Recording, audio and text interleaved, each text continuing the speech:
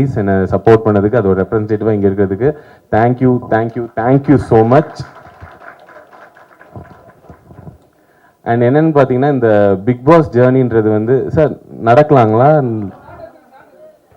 அது நடக்கலாம் கூடாது, தப்பு. அதனால நான் நடக்கக்கூடாது. ஸோ புரிஞ்சு போச்சு, நான் பண்ண போகிறதில்ல காமெடி, நீங்கள் தான் என்னை வச்சு பண்ண போகிறீங்க அப்படின்ட்டு. ஏதாவது எல்லாரும் லுக் விடுறத பார்த்து நீ சிரிக்க வச்சுதான் பாரு அப்படின்ற மாதிரி இருக்கு. இங்கே தான் நிற்கணுமா? நகர்ந்துடக்கூடாது. ஐயா, என் வாழ்க்கையில் இப்படி ஒரு ஸ்டாண்டப் காமெடி ஷோ நான் பார்த்ததில்ல சார். இத்தனை கேமராக்களும் நான் பார்த்துட்டு இருக்கேன், நான் ஒரு மாதிரி தோராயமாக பார்த்துக்கிறேன், சரிங்களா? Anyways, coming back to the point, இந்த பிக் பாஸ் ஜேர்னி இருக்கட்டும், இந்த பிக் பாஸ் முந்தின இருக்க ஜேர்னி இருக்கட்டும், இது எல்லாமே ஆல்மோஸ்ட் ஒரு 10 years பேக் ஸ்டார்ட் ஆச்சு. ஒரு 2016 நான் வந்து ஒரு தியேட்டர் ஆர்டிஸ்டாக இருந்தேன். ஸோ தியேட்டர் ஆர்டிஸ்ட்லேருந்து இன்றைக்கி இந்த தூரம் வந்திருக்கேன். அது ஃபுல்லாகவே எல்லாம் நிறைய மக்கள் சப்போர்ட் பண்ணியிருக்காங்க. குறிப்பாக அந்த சப்போர்ட் எல்லாமே யூஸ்வலாக என்ன மாதிரி ஒரு ஆர்டிஸ்ட்க்கு எப்படி இருக்குன்னா, நான் ரொம்ப சைலண்டான ஆர்டிஸ்ட், எனக்கு ஒரு பெரிய ஃபேன் பேஜ் அப்படிலாம் இருக்கானா? அப்படிலாம் ஒன்றும் கிடையாது. பட் சைலண்டாகவே என்னை சப்போர்ட் பண்ணி பிக் பாஸில் ஃபைனல் டே வரைக்கும் கூட்டிகிட்டு வந்திருக்காங்க. ஸோ அதுக்கு ரொம்ப நன்றி. அதாவது பிக் பாஸ் எப்படி மாற்றிருக்கு என்னன்னா, முன்னாடிலாம் என்ன வெறும் கண்டென்ட்டாக தான் தெரியும். ப்ரோ நீங்கள் அந்த பாட்டு அந்த அவங்க பேரே வராது, அவங்களுக்கு கடைசி வரைக்கும் வராது. அவங்களே முடிஞ்சு போயிடும். பிக் பாஸ் வந்து என்ன பண்ணியிருக்குன்னு பார்த்தீங்கன்னா, அவங்க வீட்டில் ஒருத்தனா என்னை மாற்றிருக்கு. அதாவது பிக் பாஸ்லேருந்து வந்ததுக்கப்புறம் எப்படி பார்த்தீங்கன்னா, அவங்க நிஜமாலேயே அந்த பவர் பிக் பாஸ் ஷோக்கு தான் இருக்குன்னு நினைக்கிறேன். நிஜமாலே அவங்க வீட்டில் ஒரு மெம்பராக தினமும் பார்த்து எனக்காக ஃபீல் பண்ணி என் கூட சிரிச்சு, என் கூட அழுது, என் கூட என்ஜாய் பண்ணிட்டு இருந்தாங்க. அதுக்கு ஃபர்ஸ்ட் ஆஃப் ஆல் தேங்க்யூ. ஆனால் என்னன்னா, இதுதான் ஃபர்ஸ்ட் டைம் எனக்கு இந்த வீட்டில் ஒருத்தனா இருக்கிற ஒரு எக்ஸ்பீரியன்ஸ். வீட்டில் ஒருத்தனா இருக்குன்றதுனால முன்னாடிலாம் பார்த்தா, ப்ரோ எனக்கு உங்கள் கண்டென்ட் ரொம்ப பிடிக்கும், உங்க கூட செல்ஃபி எடுத்துக்கலான்னு வாங்க, நானும் அப்பா நல்ல வேலை யாரோ ஒருத்தர் என் கூட ஃபோட்டோ எடுத்துருக்காங்களே அல்பமாக போய் நின்றுடுவேன். இப்போ அப்படிலாம் கேட்கறது இல்லை. விக்ரம் எப்படி என்ன வீட்டு போட்டீங்க? என்னடா ஸ்ட்ரெயிட்டா எப்படி இருக்க, நல்லா இருக்கியால? இல்லை ஸ்ட்ரெயிட்டா நான் வீட்டு போட்டு நம்ம இல்லை இங்க 2 கிலோ கம்மி இல்லைங்க ஆயிருக்கு. போய் சொல்லாதீங்க, நல்ல சாப்பாடா அப்படி. ஆமா ஆமா ஆமா ஆமான்னு. அப்புறம் அனிதால எப்படி இருக்காங்க? என்ன அனிதா நல்லா இருக்காங்க. அப்புறம் அந்த குழந்தைக்கெல்லாம் ட்ரை பண்ணீங்க, என்னாச்சு? என்ன டைரக்டா கிட்ஸ் வரைக்கும் போயிட்டீங்க. ஸோ இந்த வீட்டில் ஒருத்தன்ற இமேஜ் பார்த்தீங்கன்னா, அது ரொம்ப ஒரு ரொம்ப எப்படி சொல்றது, எனக்கு ரொம்ப ஷாக்கிங்காக இருந்துச்சு. பரவாயில்லையே அவங்களுக்கு என்ன இப்போ அவங்களுக்கு வெறும் விக்கல்ஸ்ன்ற ஒரு பேஜ், விக்கல்ஸ்ன்ற ஸ்டாண்டப் காமெடி ஷோ இல்லை ஒரு காமெடி ரீலாக இல்லாமல் விக்ரம்ன்ற ஹியூமன் பீங் கூட அவங்க டிராவல் ஆக ஆரம்பிச்சிட்டாங்க. என்ன ப்ரோ என்ன பண்ணிருக்கீங்க, தினமும் பார்த்தோம், இப்போ மிஸ் பண்ணிருக்கோம், என்னதான் பண்றீங்க, என்ன பேசுவாங்க, ரொம்ப உரிமை எடுத்துட்டு வந்து நிறைய பேர் சொல்லுவாங்க, எனக்கு வந்து இப்படி ஃபேன்ஸ்லாம் வந்தது, எனக்கு ஒன்று டிஸ்டர்பன்ஸ். எனக்குலாம் ரொம்ப அல்பமாக எனக்கு வேணுங்க. நிஜமாலே யாராச்சும் என்னெல்லாம் தெருவில் பார்த்து தயவுசெய்து டிஸ்டர்ப் பண்ணுங்க. எனக்குலாம் நல்லா ஞாபகம் இருக்கு, எங்கள் அப்பாலாம் நான்லாம் வந்து அவருக்கு புரியாது சோஷியல் மீடியாலாம் என்ன ஏதுன்னு. ப்ளஸ் நான் ஹரி சிபி எல்லாரும் உட்காந்துட்டு இருக்காங்க, ஆதியும் கூட. நாங்கள் எல்லாரும் எங்கள் ஃபர்ஸ்ட் இனிஷியல் ஸ்டேஜஸ்ல எங்கள் பெட்ரூம்ல இருந்தா ரீல் போடுவோம். ஸோ எங்கள் அப்பா இன்டர்நெட்டும் பார்க்க மாட்டாரு. ஸோ அவர் பார்க்குற சீன் என்னன்னா, ஒரு 4 பசங்க தினமும் ஒரு பெட்ரூம்குள்ள இருப்பானுங்க, 8 மணி நேரம் அந்த பெட்ரூம்லேயே இருப்பானுங்க, சரிங்களா? கட் பண்ணா ஒரு சாயந்தரம் 3 பசங்க வெளில போயிடுவானுங்க, நான் ரொம்ப டயர்டா அப்படி வெளில வருவேன். இதே தான் அவர் பார்த்துட்டே இருப்பாரு, சரிங்களா? அவருக்கு இவனுக்கு என்னன்னே புரியல. திடீர்னு ஒரு நாள் பார்த்தா நிலவை கொண்டு வா அந்த ரீல் நாங்க பண்ணது வந்து வைரல் ஆச்சு. வைரல்னா எப்படின்னா, அதுதான் ஃபர்ஸ்ட் டைம் நாங்க வந்து ஒரு ஆக்சுவல் வைராலிட்டியே பாக்குறோம். நிலவை கொண்டு வந்தோன்னு இப்படி எடுத்து பார்த்தா எப்படி இருந்துச்சுன்னா, நல்லா இப்படி போஸ்ட் பண்ணிட்டு அப்படின்னு பேஸ்ட் இப்படி பாக்குற 10,000 வியூல இருந்துச்சு. பரவாயில்ல, ஒரு நிமிஷத்துல இவ்வளவு வியூஸ். அப்புறம் கொஞ்ச நேரம் பேஸ்ட் பார்த்தோம் 1 lakh. என்னது இது இப்படி 10, அப்புறம் பார்த்தா 1 million ஆச்சு. 1 millionலாம் தாண்டி எங்கேயோ போயிடுச்சு. ஒரு பக்கம் எஸ்ஜே ஸ்டுடியோ சார் போஸ்ட் பண்ணார், சிம்ரன் மேம் போஸ்ட் பண்றாங்க. திடீர்னு பார்த்தா தேவா சார் எனக்கு ஃபோன் கால்ல வந்துட்டு என்கிட்ட, தம்பி ரொம்ப தேங்க்ஸ்பா, உங்களால எங்களுக்கு பப்ளிசிட்டினாங்க. நான் சத்தியமா அழுதுட்டேங்க சார். அதெல்லாம் இல்லை சார், தப்பி தவறி கூட இப்படிலாம் சொல்லிடாதீங்க, அவ்வளோ பெரிய மனசு அவருக்கு, அவரால் எங்களுக்கு பப்ளிசிட்டி. ஆனால் சத்தியமா சொல்றேன் சார், நிலவை கொண்டு வா யாருக்கு லைஃபை மாத்துச்சோ இல்லையோ, எங்களுக்கு நிஜமாலே நிலவே கொண்டு வந்துருச்சு. அந்த பாட்டு பார்த்ததுக்கு அப்புறம் சிம்ரான் மேமை தாண்டி எங்களை தான் எல்லாருக்கும் ஞாபகம் வருது. அந்த சாங் வைராலிட்டி ஆனோன்னு எங்களுக்கு என்னன்னா, அப்போதான் ஃபர்ஸ்ட் டைம் யூடியூப் மீடியால நான் பாக்குறோம். திடீர்னு பார்த்தா எல்லாரும் கால் பண்ணி எங்ககிட்ட இன்டர்வியூலாம் கேட்குறாங்க. நாங்க சார் இன்டர்வியூ, நாங்க 4 பேரா? நாங்க எப்படின்னா, யாரு எப்ப இந்த இன்டர்வியூ நிற்கும் தெரியாது. அதனால எப்படின்னா நான் ஹரி சிபி எங்க கிட்ட இருக்கிற எல்லா எடிட்டர்ஸ் எல்லாருமே உட்காந்துருவோம். எல்லாரும் உட்காந்து எல்லா லைஃப் ஸ்டோரி சொல்லிருங்க, வீட்டுக்கு பெருசா காசு போறது இல்ல, அம்மா அப்பா கிட்ட இன்டர்வியூ காட்டி நாங்கெல்லாம் பெரிய ஆள் அப்படின்னு சொல்லிக்கலான்னு. எங்க அப்பாவுக்கு புரியவே இல்லை. நல்ல ஞாபகம் இருக்கு, நிலவை கொண்டு வந்த வைராலிட்டி பீக் எப்படி இருக்கும்னா, டைனிங் டேபிள் ஒருத்தர்கிட்ட இன்டர்வியூ கொடுத்துட்டு இருப்போம். அங்கேருந்து பார்த்தா ஹாலில் ஒருத்தவங்க செட்டப் பண்ணிருப்பாங்க, அப்புறம் கீழே அந்த ஸ்டூடியோவில் இன்னொருத்தவங்க செட்டப். எங்க அப்பாவுக்கு புரியல, வீட்டுக்கு இவன் நயா பைசா கொடுத்தது இல்ல, இவனுக்கு இத்தனை பேர் வந்து இன்டர்வியூ எடுத்துட்டு இருக்காங்க, யார் நீ, நிஜமாலே உருப்பட்டுட்டியா லைஃப்ல அப்படின்ற ஜோன்ல இருந்தாரு. ஆனா அப்படி இருந்தவரு எனக்கு ஏன் பிக் பாஸ் ரொம்ப பிடிச்சி போச்சுன்னா, அவருக்கு தெரியாது நான் வந்து ஒரு நல்ல பர்ஃபார்மர், நான் நல்லா யோசிப்பேன். அவருக்கு ஞாபகம் இருக்கிறதுலாம் நான் காலேஜ் பங்க் பண்ணது, என் பிரின்சிபல் கால் பண்ணி உங்க பிள்ளை உருப்பட மாட்டான்னு சொன்னது, இதுதான் அவருக்கு ஞாபகம் இருக்கிறது. ஸோ இதெல்லாம் முடிஞ்சு இப்போ எல்லாரும் இன்டர்வியூ எடுத்தோம்னா அவருக்கே தெரியாது நான் யாரு, இவன் நல்லாதான் தான் பண்றேன் நான். பிக் பாஸ் வந்துதான் அவருக்கே தெரியும், ஓ நடிப்பியா, பரவாயில்லடா எதுக்குலாம் பேசுறேன்னு, என்ன டோர்த்தின் என்னடா கெட்ட வார்த்தை பேசுற, இதெல்லாம் எனக்கு தெரியும் அப்படின்னாரு. இப்படி நான் உன்னை வளர்க்கலையே அப்படின்னு. பட் பரவாயில்ல. ஆனா பிக் பாஸ் போயிட்டு வந்து நான் ஒரு மிகப்பெரிய விஷயம் கத்துக்கிட்டேன். அது என்னன்னா, ஒர்க்கிங் ஆஃப் தி வேர்ல்ட், உலகம் எப்படி வேலை பார்க்குதுன்னு. அதில் நான் கற்றுக்கிட்ட ஒரு முக்கியமான விஷயம் பிஆர். பிரதீப் ரங்கநாதன் கிடையாதுங்க, அவர் நல்லா வேலை பார்ப்பான்னு எல்லாருக்குமே தெரியும். பிஆர்னா paid promotions and public relations. நான் கற்றுனேன்னா பிஆர் வாழ்க்கைக்கு ரொம்ப முக்கியம், கண்டிப்பாக முக்கியம். நான் எல்லாருக்கும் சொல்கிறேன், எல்லாருமே லைஃப்பில் நீங்கள் செலிப்ரிட்டியோ பப்ளிக் ஃபிகரோ இல்லையோ பிஆர் வச்சுக்கோங்க. நான்லாம் முடிவு பண்ணிட்டேன் பிஆர் வச்சே தீரணும் அப்படின்ட்டு. அதாவது பெரிய விஷயங்களுக்குலாம் இல்லை, வீட்டில் நடக்கிற சண்டைகளுக்கு. இப்போ என் ஒய்ஃபோட சண்டை தெரியாதனமா எங்கள் ஒய்ஃபோட அப்பாவை அவன் கிடக்கிறான்னு நான் சொல்லிட்டேன்னு வச்சுக்கலாம், சாரிலாம் கேட்க மாட்டேன் இப்போ. நோ, அதில் சின்ன பிள்ளைங்களுக்கு சாரி கேட்கறது கான்வர்சேஷன்லாம் நோ. நியூ வேர்ல்டு எப்படின்னா நீங்கள் ஒரு பிஆர் ஹையர் பண்ணிடலாம். பேசிக் பேக்கேஜ்னா என் ஒய்ஃபுக்கு அவங்க மீம்ஸ் அனுப்புவாங்க, அதாவதுமா புருஷன்னா அப்படிதான் பேசுவான், இதில் என்ன இருக்கு அப்படின்னு. கொஞ்சம் அட்வான்ஸ் பேக்கேஜ்னா கமெண்ட்ஸ்ல வந்து திட்டுவாங்க, யாரு, அவங்க அப்பாவை, உங்க அப்பா அப்படித்தானே, கரெக்டா தானே சொல்லியிருக்கான்னு. மெகா பேக்கேஜ்னா நியூஸ் சிட்டி சேனல்ல டிபேட்லாம் வச்சிருவாங்க, சரிங்களா. எப்படின்னா, ஏமா அவங்க பரம்பரை அப்படிதானே, இப்ப அவர் என்ன தப்பா சொல்லிட்டாருன்னு கடைசியில் என் ஒய்ஃப் கன்ஃபியூஸ் ஆகி என்கிட்ட வந்து சாரி கேட்டுருவா. ஸோ இதுதான் நான் வந்து கத்துக்கிட்டது. பட் பிஆர்லாம் பற்றி பேசும்போது இங்கே நிறைய பிரஸ் மீடியாலாம் வந்திருக்காங்க, அவங்களுக்கு இந்த விஷயம் தெரியும். இங்கே நான் இன்வைட் பண்ணி வந்த என் ஃபேன்ஸுக்கு நான் ஒரு உண்மையை சொல்லிடுறேன், இது வந்து ஒரு ஸ்டாண்டப் காமெடி ஷோவே கிடையாதுங்க, சரிங்களா. நான் வந்து ஒரு படம் பண்ணுறேன்.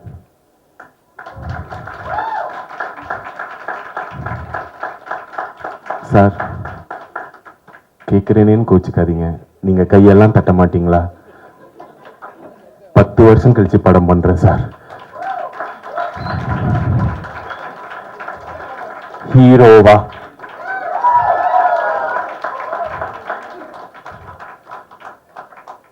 லைட்டானாச்சு சிரிங்க சார். எனக்கே வருத்தமா இருக்கு, படம் பண்றேன்னா அங்க சிரிக்கிறாங்க, திரும்பினா எப்படி ரிலீஸ் ஆகுது நானும் பாக்குறேன்ற மாதிரி பார்த்துட்டு இருக்கீங்க சார். ஸோ அந்த படத்தோட டைட்டில் ரிவீல் தான் நம்ம இன்னைக்கு பண்ண போறோம். என்ன பியூட்டி, ஆமா ஆமா ஆமா, கை தட்டலாம் மேடம், தப்பு இல்லை மேடம், நீங்க தான் கியூல இருக்கீங்க மேடம். என்னன்னா, பொதுவாக நானும் இந்த ஆடியோ லான்ச் ஃபங்க்ஷன்ஸ் இதெல்லாம் பார்ப்பேன். யூஸ்வலாக வந்து ஃபிலிம் க்ரூ வருவாங்க, ஹீரோ பற்றி டேரக்டர் புகழ்ந்து பேசுவார், அப்புறம் டேரக்டரை பற்றி ஹீரோ புகழ்ந்து பேசுவார். என் டேரக்டருக்கே என்ன ஒரு 3 வாரமாக தான் தெரியும், சரிங்களா. எனக்கும் அவர் அவ்வளோ நாள் தான் தெரியும். ஸ்கிரிப்ட் நல்லா இருக்குன்னு நாங்கள் படம் பண்ண போகிறோம், இதுதான் உண்மை. உண்மையிலே அவர் நாங்கள் கேட்டோம், சார் நம்ம ஃபங்க்ஷன் வச்சா என்ன சார் பண்ணுறது, நம்ம என்ன பேசுறது நம்மளை பற்றினா, Vikram there is nothing to talk about you, I saw one video like you அப்படின்னாரு. Sir I saw your script and like you. அதனால என்ன பண்ண, அப்ப நீ ஸ்டாண்டப் ஷோ மாதிரி பண்ணி நம்ம டைட்டில் ரிவீல் பண்ணிடலாம், எதுக்கு நம்ம இந்த குத்து விளக்கெல்லாம் ஏத்திக்கிட்டு இப்படியே போயிடலான்னாரு. ஸோ அதுக்காக தான் இப்படி ஒரு செட்டப்ல இந்த டைட்டில் ரிவீல் பண்ண போறோம். அதுக்கு இவ்வளவு நாள் சப்போர்ட் பண்ண ரெப்ரஸன்டேட்டிவ்ஸா என் ஃபேன்ஸ் முக்கியமா இருக்கணுன்றதுக்காக உங்க எல்லாரையும் கூப்பிட்டேன். ஸோ தேங்க்யூ ஸோ மச் வந்ததுக்கு. Now I would like to call upon my director of my movie to say, give it up for Guru sir, ladies and gentlemen.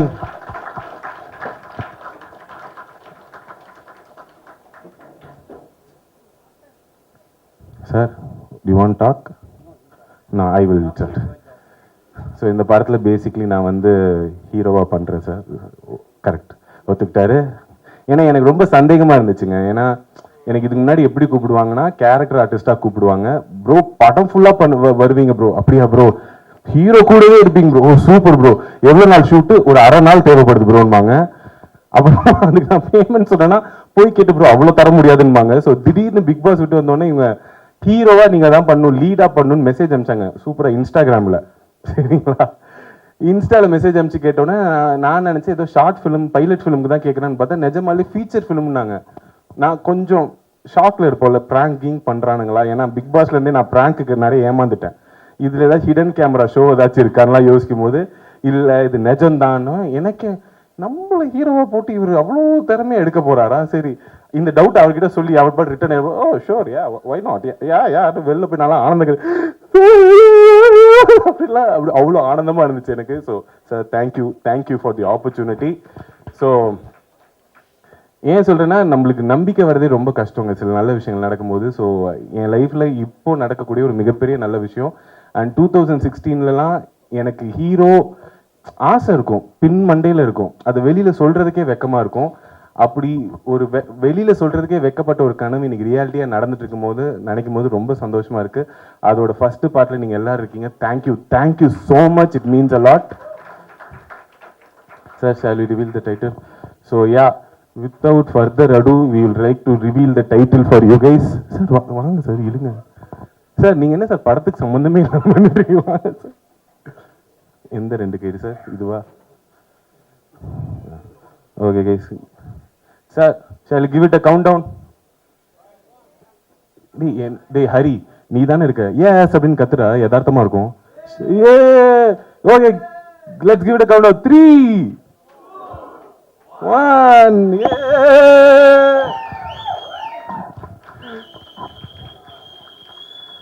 So yeah வாங்க sir. So இதுதான் எங்க title, light weight baby. Thank you so much. And sir, படத்தை பற்றி ஓரிரு வார்த்தைகள்.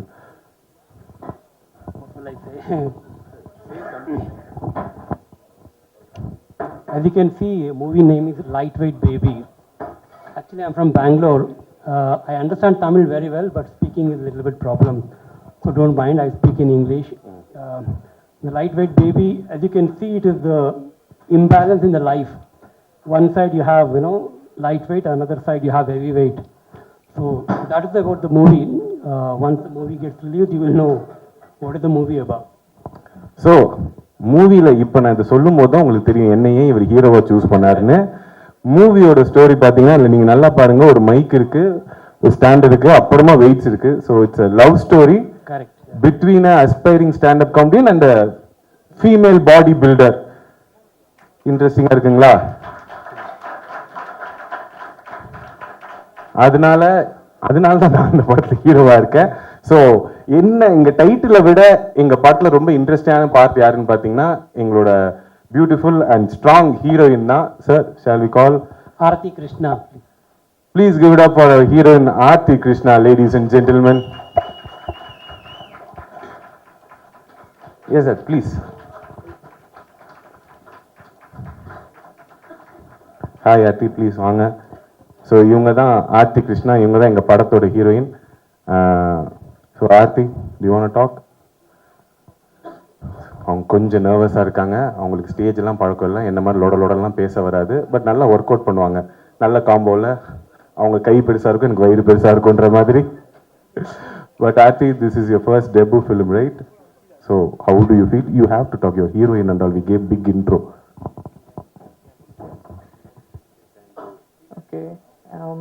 Actually, thank you so much for this opportunity. இது என்னோட எந்த லாங்குவேஜில் பேசணும்? ஓகே, எனக்கு தமிழ் அவ்வளோ வராது, but I will try. This is my first film. அதனால் எனக்கு தெரியல இது எப்படி வரும், எப்படி எனக்கு பண்ணும், நல்லா வரணும் அப்படி தான் ஆசை இருக்குது. But I will give my best. And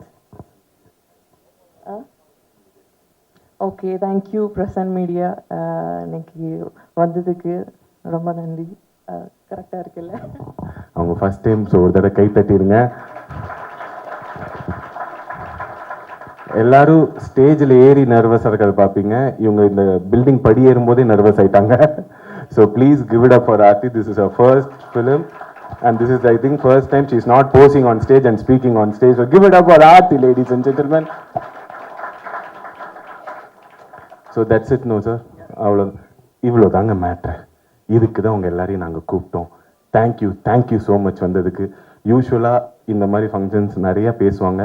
எங்களுக்கு பேசுறதுக்கு இனிமேல் செய்து காட்டி விட்டு வந்து பேசுகிறோம். எனக்குன்னு இருந்த 4 PR இவனுங்க தான் நான் பிக் பாஸ் இருக்கும்போது. ஸோ அவனுக்கு நான் என்ன சொன்னாலும் கை தட்டுவாங்க. நீங்கள் எல்லாரும் கோவப்படாதீங்க sir. So yeah, thank you guys, thank you வந்ததுக்கு தேங்க்யூ ஸோ மச். வாங்க, இது ஏதோ ஒன்று பண்ணும் போலயே.